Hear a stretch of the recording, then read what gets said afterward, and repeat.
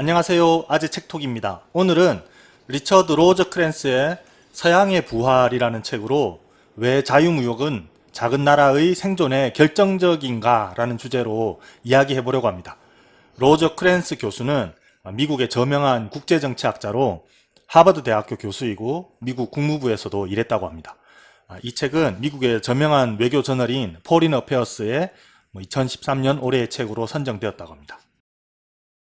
오늘날 세계에는 200개가 넘는 국가가 있습니다. 미국이나 중국처럼 큰 나라도 있고요. 한국처럼 작은 나라도 있습니다. 그런데 과연 가장 이상적인 국가의 크기라는 게 있을까요? 너무 크지도 않고 작지도 않으면서 국가가 장기적으로 발전하는데 딱 좋은 그런 최적의 사이즈 말이에요. 에이, 무슨 소리야. 무조건 큰 게 좋은 거 아니야? 라고 이제 반문하시는 분들도 있을 것 같습니다. 그런데 무조건 크다고 좋은 게 아니라는 게, 예를 들면 공룡은 오늘날 고래를 제외하면은 역사상 존재했던 동물 중에 가장 몸집이 컸지만 지금은 모두 사라지고 없잖아요. 덩치가 크면 그만큼 유지비가 많이 들죠. 기업도 크면 클수록 고정비가 많이 들고 급변하는 환경에서 적응하기가 쉽지 않습니다. 로즈크랜스 교수에 따르면 시대마다 국가의 이상적인 사이즈가 달랐다고 합니다. 서기 천년까지는 국가가 무조건 크기를 키우려고 했습니다. 정복을 통해서 거대하게 통일된 경제권을 만들어서 운영하는 것이었습니다. 그러나 이것이 항상 좋은 결과를 가져온 것은 아닙니다. 예를 들어서 로마 제국은 국경선이 수만 킬로미터에 달하는 제국을 지배했습니다. 4세기경에 이르면 이 광대한 제국을 방비하기 위해서 로마 군단의 규모는 20만 명에서 30만 명에 달했다고 합니다. 이 군대를 유지하기 위해서 세금도 많이 걷어야 했고요. 부채도 어마어마하게 늘어났습니다. 로마는 정복지로부터 공물을 걷고 병력도 충원했지만 결국 이런 부담을 감당할 수 없었고 해체되었습니다. 13세기부터 항해술이 발달하고 장거리 항해 선박이 등장하면서 분위기가 조금 바뀌게 됩니다. 베네치아, 제노바, 네덜란드와 같은 규모는 작지만 상업과 장거리 무역을 전문으로 하는 나라들에게 유리한 국면이 만들어졌다고 합니다. 이 시기에 베네치아와 제노바는 덩치가 훨씬 더 큰 프랑스의 세금 수입보다 더 많은 돈을 무역으로 벌었다고 합니다. 뒤이어서 이제 16세기와 17세기에는 포르투갈과 네덜란드가 무역의 세계에 뛰어들었습니다. 이 나라들 역시 초창기에는 해군과 먼 바다의 해외 거점 기지들만 필요로 했을 뿐 정치적으로 커다란 제국을 병합하고 경영할 필요는 없었습니다.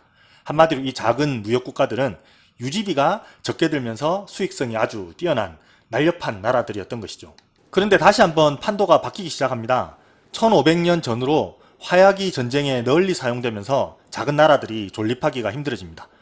대포가 육상의 이 성벽을 부수고 전함이 해상 봉쇄를 하면서 무역으로 잘 나가던 나라들이 하나둘씩 나가 떨어지게 된 것이죠.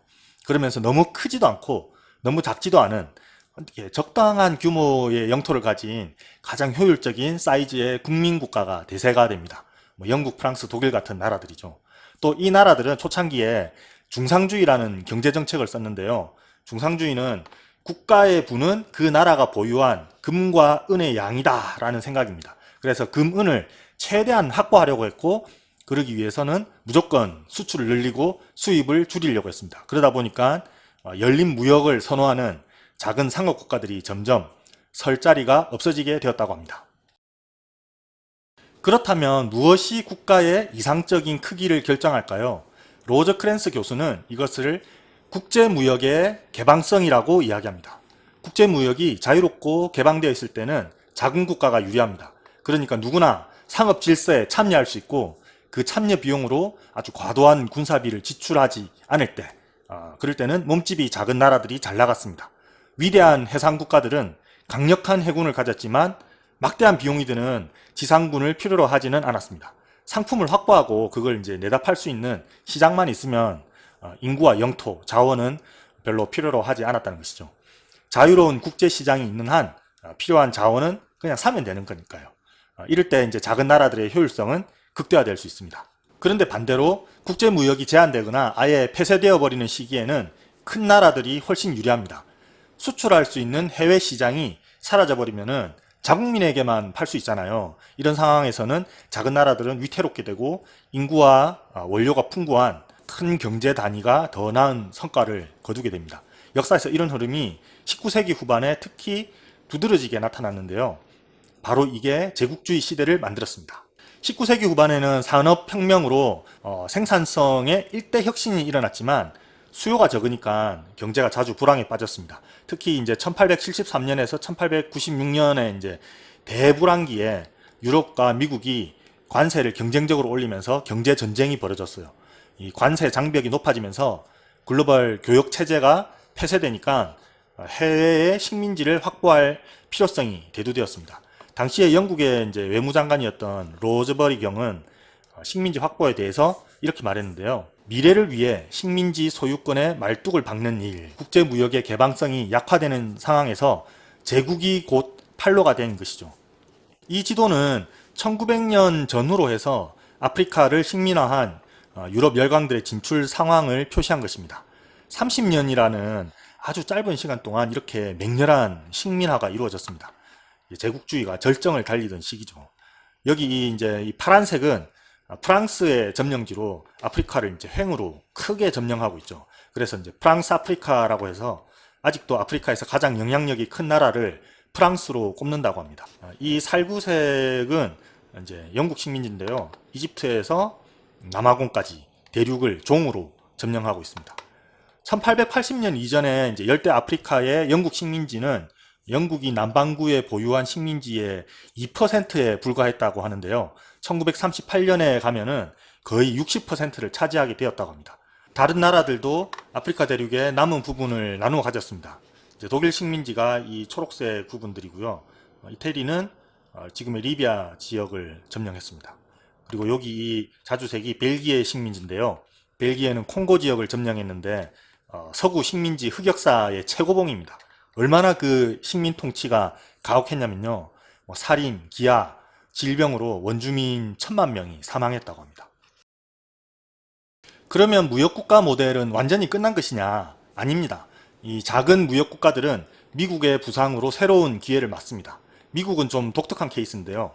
19세기 후반에 가면 일단 북미 대륙을 거의 다 차지하고 있었기 때문에 대륙이 곧 국가인 그런 케이스였어요. 일단 영토가 너무 넓어. 그러니까 이제 광대한 해외 식민지가 굳이 필요가 없었죠.